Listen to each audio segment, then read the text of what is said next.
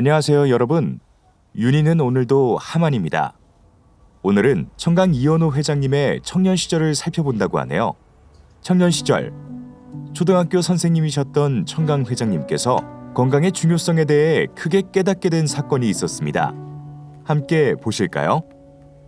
1949년 10월 23일 청강 회장님은 1948년 교원 양성소를 마치고 충무 통영국민학교에서 처음으로 학생들을 가르칩니다. 이 사진은 통영국민학교 때의 사진입니다.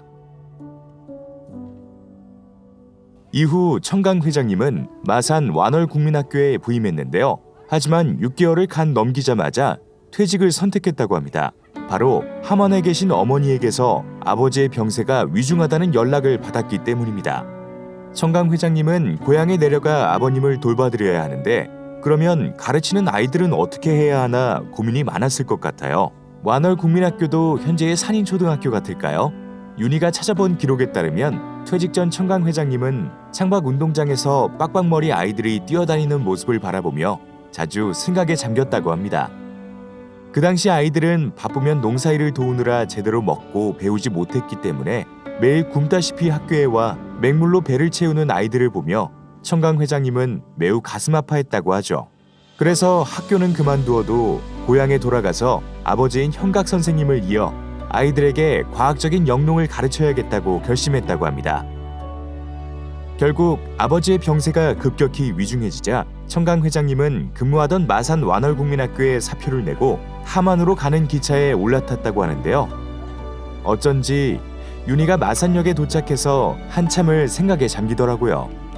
아마도 이제 한동안 마산에 올 일은 없을 거라 생각하니 여러 생각이 많았을 청강 회장님을 떠올린 게 아닐까요? 짐작컨대 청강 회장님은 그동안 자주 드나들던 기차역이 딴 세상처럼 낯설어 보였겠지요. 각야거결을 외던 아이들의 초롱초롱한 눈망울과도 이제는 이별이니까요. 그렇게 청강 회장님은 다시 아버지 형각이 계신 함안으로 돌아왔습니다. 잡목으로 우거진 자양산을 등지고 너른 들판을 내려다보며 우뚝 서 있는 기와집이 근동에서 이주사댁으로 불리는 청강 회장님의 집입니다. 신여성의 부잣집 안방마님인 어머니셨지만 아버지를 직접 간호하며 얼마나 몸과 마음이 고단하셨을까요?